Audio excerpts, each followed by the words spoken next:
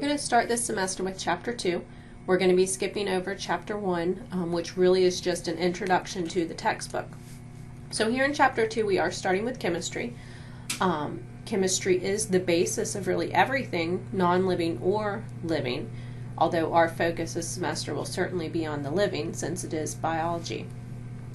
So in Chapter 2 you do have your page numbers here on this slide, pages 30 to 45. You are expected to read through that material.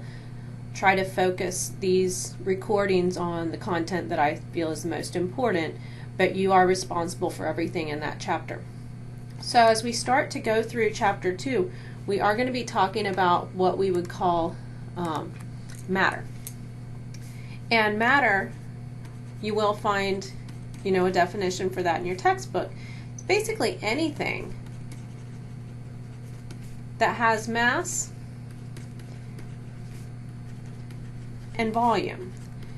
So when you consider that we're covering anything that has a mass and has a volume to it, that's really anything that you see around you for the most part. So if we're talking about living organisms, humans, other animals, plants, mushrooms, so on, those would all certainly have a mass to them and they would have a volume. Your textbook, your pen, those types of items, which are certainly non-living, they're going to have a mass and a volume as well.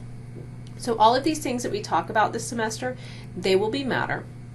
And when we talk about matter, matter is made up of elements.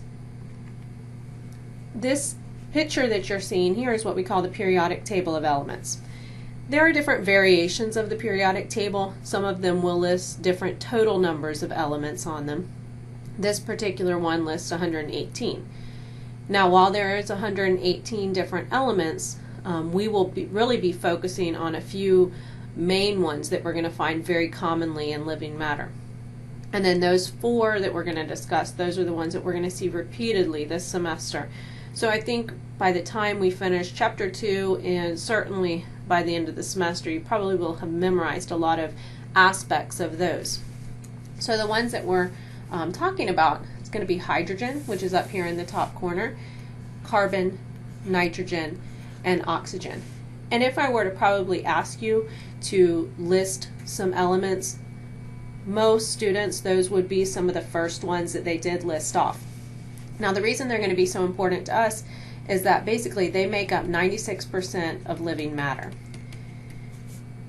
So what that boils down to is that 96% of a human is going to be hydrogen, carbon, nitrogen, and oxygen.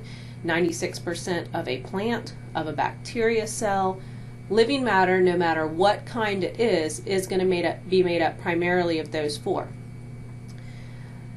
Also, if you think about the fact that our bodies are made up primarily of water, water is H2O, which is hydrogen and oxygen, so it really shouldn't be a big surprise that those 2 are listed within those 4 main ones. So all of these elements, they do have specific properties to them, and we'll talk about some of those properties and what some of these numbers that you're seeing on this table actually mean. We talk about an atom. An atom is basically the smallest unit of matter that still retains the properties of an element. What that means is that if I see an atom, it is quite small. Really, I can't see this with the naked eye, or really with the microscope for that matter. But if I'm looking at an atom, I would be able to determine what element that was. So I could say, oh, that's an atom of carbon, or that happens to be an atom of boron, for example. Now, atoms can be broken up into smaller pieces, but the difference is when we do break them up into these smaller pieces, they're no longer distinguishable as far as what element they came from. So as far as the subatomic particles of an atom, they are the neutrons, the protons, and the electrons. So these 3 together you would find within an atom in different quantities. Now each one of these particles we do want to become familiar with. Each one of them is going to have a characteristic charge. It's also going to have a certain size, and it's going to have a specific location that we find it in regard to the total atom's 3D structure. So charge-wise, if we talk about the neutrons first, neutrons basically are neutral. So when we say that they're neutral, that means that they really have a charge of 0 or no charge at all. The protons, they're going to be positive, and in addition to being positive, basically each proton is going to be a +1, and then the electrons are going to be negative, so each electron is going to be a -1. So you do want to make sure that you are familiar with what the charge of each one of those particles happens to be. Now, in addition to that, they each have a characteristic size to them. The neutrons and the protons are pretty much equal to each other, and these are going to be 1 Dalton each. Now, a Dalton is a unit of mass. It is very small, but in the grand scheme of the atom, 1 Dalton is fairly large. Now, the neutrons and the protons are really the bulky part of the atom, because when we get down to the electrons are 1/2000th of a Dalton. So notice they are super small when you compare them to the protons and the neutrons. So if these 3 particles are making up the mass of an atom, really the ones that have a big effect on it are going to be the neutrons and the protons. The electrons are really negligible in the grand scheme of things because they are so tiny, so we usually don't pay any attention to what their actual mass is when we start reporting the mass of an atom. Now, if we talk about where everything's going to be located at, in the very center of the atom, as you see down here, we've got 2 different pictures here, or ways to represent an atom. In the very center, this is going to be what we call the nucleus. Within the nucleus is where you're going to find the protons and the neutrons. Okay, so within here we have the protons plus the neutrons. In other words, those are the substantial, heavy parts of the atom. They're going to be right there on the inside, and they're going to be pretty stationary. Now, in contrast to that, the electrons, they're represented as little blue spots with the negative charge on them in this picture. They're going to be located further out from the nucleus. Here it's shown as kind of in a ring around the outside, but these are going to be moving all of the time, really rapidly moving. And keep in mind that they have a negative charge to them. So we have this nucleus, which has the protons and the neutrons, which will have an overall positive charge to it. And then somewhere further out, quite a ways further out, we're going to have negatively charged electrons, which will be moving all the time. Now, generally speaking, they don't really move in a nice little circular path like we're seeing on this diagram. They're spinning all over the place, which is why we have the second representation here, where we see kind of a blue cloud around that nucleus. Because the electrons are constantly moving, we can't really pinpoint them in any one location at any particular time, because they are rapidly moving. So make sure that we know not only what the subatomic particles are, but we want to know what their charges are, what their relative sizes are, and where would we find them in regard to the whole atom structure. Now, if we talk about some specific properties of atoms, we talk about the atomic number. The atomic number is the number of protons that an element actually has. Now, this is going to be unique to a particular element, meaning it's never going to change if we're talking about carbon or if we're talking about nitrogen or some other element. So this picture that we have on this slide, there's actually 2 protons. So keep in mind that the protons were the positively charged ones. So they're the pink ones with the little plus signs on them. There's 2. There's only one element that has an atomic number of 2, and that happens to be helium, which is why we see the He written here. Now, the atomic number is usually written as a little subscript. So we see a little 2 here because it does have 2 protons in this case. So it's written as a subscript right next to the atomic symbol. If you look at a periodic table, you will see as you go across the table, the rows increase in, each box has a higher number in the top of it. That number there is the atomic number. So as you look across there, there's only one box that has a 2 in it, and it does have He in it, which is the helium. If we look at carbon, for example, it has a 6 in the top of it. So carbon is always going to have an atomic number of 6. In other words, there will always be 6 protons in a carbon atom. Nitrogen, 7 protons, always. So if we look at an atom and we can count up how many protons are there, we know exactly what element we're looking at. Okay, so the atomic number is never going to change for a particular element, and it really tells us exactly how many protons we have. If we just glance back at that periodic table, just to emphasize this again, okay, so notice that we do have, as we go across the rows, you've got these little numbers in the top of the boxes. Those numbers are exactly where your atomic number is going to be located at. Okay, so notice every element has a different atomic number. All right, so if we go back to talking about individual properties, we can also talk about the mass number. Now the mass number is going to be a number that tells us the approximate mass of an atom. And keep in mind that we had 2 particles that were fairly bulky or heavy in this, and that was the protons and the neutrons. So really all we're doing with the mass number is we are adding up the number of protons and neutrons, which do happen to be in the nucleus. And if we wanted to put some units on this, this would be in Daltons, because 1 proton is equal to 1 Dalton and 1 neutron is going to be equal to 1 Dalton. If we count up here in this particular nucleus, notice that we've got 2 protons and we also have 2 neutrons. So here we're looking at a mass number of 4. You may have the exact same number of protons and neutrons. There may be different numbers of them. So it's not always going to be 2 plus 2 or 3 plus 3. It may be 2 plus 3 or something like that. The mass number is written as a superscript. So up here at the top of our helium symbol, we see the mass number. And then again, down here where we had the 2, that would have been our atomic number. The mass number gives us an approximate mass. It's always very helpful. It's also very helpful for figuring out the number of neutrons that we have in a particular atom, because the number of neutrons can change for different forms of helium or different forms of carbon.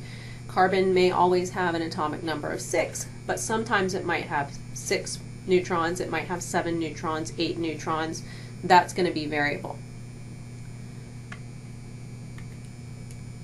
All right, if we look at some examples, okay, in this table we've got 3 different elements listed, and if we just look at them kind of row by row, we want to be able to take the information that we see in the boxes that are filled in and use it to figure out the empty boxes. So chromium, we just kind of write it down here, similar to how we just saw it on the previous slide. Chromium does have a symbol of Cr, and you don't have to memorize the particular symbols, but you could find that on the periodic table. And as we see here, we've got an atomic number of 24, so that could be written down here as a subscript. And then the mass number happens to be 55, so we can put that here as a superscript. And then the charge, which is something that we didn't really discuss before, is going to go up here on the other side as a superscript. And I'll talk about that charge a little more in a second. So if we look at this representation of this atom, we want to be able to figure out the number of protons, neutrons, and electrons. And so far, with our information from our mass number and our atomic number, we should certainly be able to figure out the number of protons and neutrons. So to start off, if we look for the number of protons, the number of protons is very simply equal to the atomic number, because keep in mind that that is how the atomic number is defined, the number of protons. So those 2 columns should be equal to each other. As far as the mass number goes, the mass number was the number of protons plus neutrons. So if we know that our mass number is 55, and we know that is equal to the protons plus the neutrons, then we just have to fill in what we already know. So we know that we've got 24 protons, and we're solving for n, which is our number of neutrons. So we would simply subtract 24 off of both sides, and so your n would be equal to whatever 55 minus your 24 happens to be, which in this case is going to be 31. Okay, so we know that we have 31 neutrons. And if we're not sure, double check. Add together the number of protons and neutrons that you came up with, and they should be equal to that mass number. Now, if we look at the charge part of it, the overall charge for this particular one happens to be -2. Now, it is very possible for an atom to have a different number of protons, a different number of neutrons, and a different number of electrons. Now, that's not what we had in our first example where we looked at the helium and the picture there. Those happen to all be equal, but often that's not going to be the case. So if we're talking about the overall charge, we have two different particles that contribute to charge. Keep in mind that the neutrons were neutral. They have no charge. So these are not going to be a factor here. When we're talking about the overall charge, we have to consider the protons, and we have to consider the electrons. And the protons were +1 each, and the electrons were -1 each. Okay, so if we set this up, basically we've got the overall charge, and I'll put that on the bottom. In this case is going to be a -2. Okay, so we've got overall charge, and we know that we're going to be considering our proton number and our electron number. The electrons will be negative, the protons will be positive. At this point, we can plug in the number of protons that we know we have, which in this example is 24. We've already figured that out. So we have a +24, and electrons is really what we're solving for. So that would be like our x. So we just need to solve for the x, and in this case, that would be equal then to 26. So I'll plug that in here. So we have 26 electrons and 24 protons. If you wanted to double check, we'd simply need to put a positive charge next to the number of protons, a negative charge next to the number of electrons, and make sure that it does add up to that overall charge, which is -2 in this case. If you have a neutral atom, then that means that basically you have the same number of protons as you have electrons, or in other words, the same number of positives as you have negatives. If you have an atom that has an overall negative charge, then you're going to have more of the negative charged particles, which would be the electrons. And if you have an overall positive charge, you're going to have more of the positively charged particles, which would be the protons. Now, if we just go back and think about the example that we just had with the helium, we didn't actually see anything written up here as a superscript for where the charge would be located at. If there isn't anything there, then that's understood to be a little zero. Okay, so the zero means it's neutral, and we did have the same number of protons and electrons. Okay, so that's a run through of the first one, just to illustrate how we would go through and do those. Okay, so if I just get rid of some of this on here.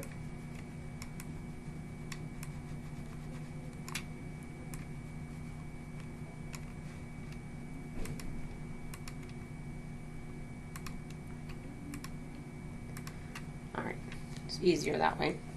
Okay, if we look at the next one, rubidium. If we want to know the mass number, remember again, the mass number is the protons plus the neutrons. So to fill this blank in, we would simply look at the 37 plus 51, okay? And so you're really just adding together the two of those. In that case, we come up with an 88.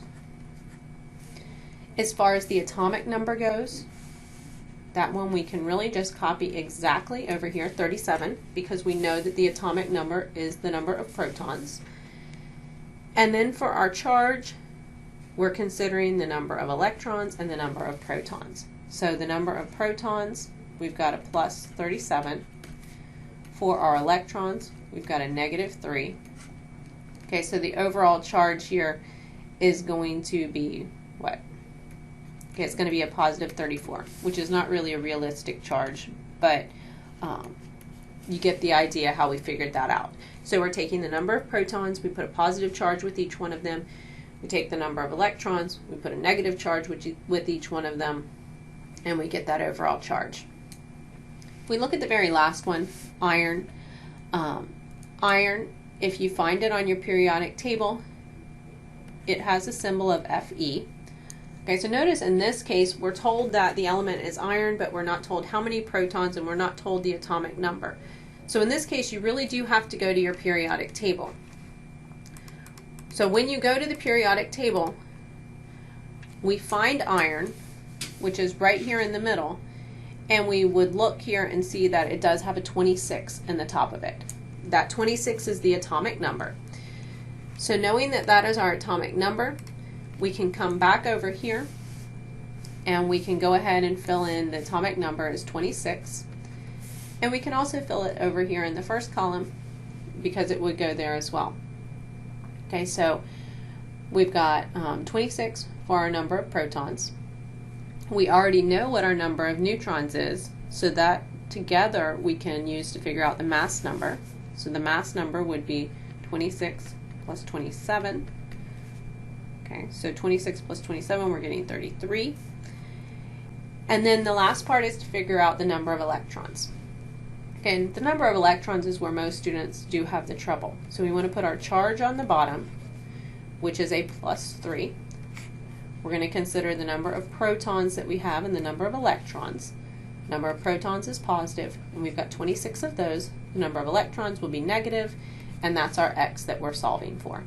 So in this case, x is going to be equal to 23. Again, we can double check it if we put a plus 26 and a negative 23, and we make sure that it does come out to that overall charge that we see as a plus 3. Okay, if we look at a few more examples, we take the information off of the actual symbol as it's written. This one, we want to know how many protons, neutrons, and electrons does this atom have. Now this one, we really don't have to go to the periodic table because we do have the information written right there on the symbol. The easiest place to start here, I think, would be to look at this atomic number, and that would tell us the number of protons that we have. So the number of protons is going to be 33, exactly, so we don't really have to do any math there. If we want to know the number of neutrons, we want to look up here at our 76. So keep in mind that that superscript is what we call the mass number, which is equal to the number of protons plus neutrons. So in this case, we've got 76, and it's equal to 33, just plugging in the number of protons that we know, and we've got our plus n, which we don't know. So we're taking our 76, we're subtracting off our 33, and now we know that n is going to be equal to 43. So we've got our number of neutrons. And then lastly, we want to know the number of electrons. For the number of electrons, we've got to look at the charge. In this case, we don't see any charge written up here, so this is assumed to be a 0. And 0 really is the easiest one to deal with, because if we have a 0 charge or a neutral atom, as we have in this case, that means we've got the same number of positives as we have negatives. Okay, we could set it up the same way as before. We put our charge on the bottom, which is 0. We're taking our protons, and they're positive, and our electrons, which are negative, and we know we have a plus 33, and to fill in the blank here, this would be a negative 33. So we've got 33 electrons for that particular one. Okay, the next one, we've got barium. Slightly different here because this one we actually have a charge that we have to take into consideration. So we know right away we're not going to have the same number of protons and electrons in this one. If we look at the number of protons, we simply look at the atomic number. In this case, it's 56. For our neutrons, we would take the 140, and we know that that's going to be equal to the number of protons, which we know is 56 at this point, plus our neutrons. So we know that we've got 140 minus 56. That's going to give us a total neutron number of 84. And then for our electrons, we've got an overall charge of plus 2, or 2 plus. It can be written in either order. It really means the same thing. Take the number of protons, each has a positive charge, number of electrons, which each has a negative charge, and we plug in. So we've got 56 protons, we've got an X that we're solving for here, and X is going to be equal to 54. Notice that if we have an overall positive charge, there are more of the protons because they have the positive charge to them. Okay, so with these questions, you want to be able to take some information, figure out the atomic number and the mass number, or kind of work in the other direction and figure out the number of different particles that you have. So the number of protons, the number of neutrons, and the number of electrons. I'll remind you as well that you do have a number of practice questions posted on Angel that you are very much encouraged to go through and solve. The keys are there as well, but those will help you to know if you are really getting the material and if you're going to be prepared for this type of material on the test. If we look at another property of elements, we have isotopes. Now isotopes, these are variations in an element or different forms of an element. And what's really different about them is the fact that they have different numbers of neutrons. And another way to say this would be to say that they have different mass numbers. Now we know that the number of protons is not going to change. That would always be the same for a particular element. But the number of neutrons certainly can. And it very commonly does change. In these three pictures, we have three different examples of lithium. And these would be considered isotopes of lithium. Notice for all three of them, they do have a 3 as a subscript there, or they have an atomic number of 3. And for lithium, it will always have an atomic number of 3 because we said that atomic numbers don't change for an element. What is different is that the first one has a mass number of 6, the second one a mass number of 7, and the third one 8 there. So the difference between these is not the number of protons, but it is definitely the number of neutrons. So we can see that the nucleus is increasing in each one of these particular images, and it does pretty significantly change the mass of the atom because we said neutrons are fairly heavy in the grand scheme of things, 1 Dalton each. So these isotopes may very well have different properties, so behave a little bit differently. Now you probably have heard of radioactive things before, so we do have a number of isotopes which are called radioactive isotopes or radioisotopes, and these are isotopes where the nucleus kind of decays or wastes away spontaneously. So we have particles and energy that are kind of flying off, which can lead to damage of things that they actually come into contact with or that they hit as they're flying off. Notice that we've got approximately 3,800 known radioisotopes. So there are a whole bunch of known radioisotopes. If you look back at that periodic table that we initially looked at, that periodic table, you have 118 elements. Those 118 elements have a lot of different forms to them. So there are many thousands of isotopes. Some of them happen to be radioactive. Not all of them. There are certainly others that are not radioactive. But we do want to be familiar with the fact that there are lots of isotopes out there. You can have different numbers of neutrons within a particular element. Carbon, for example, we do have carbon, what we call 12. We have carbon 13. We have carbon 14. Okay, some isotopes are going to be more common than others, but there are a lot of them out there. We want to be familiar with that.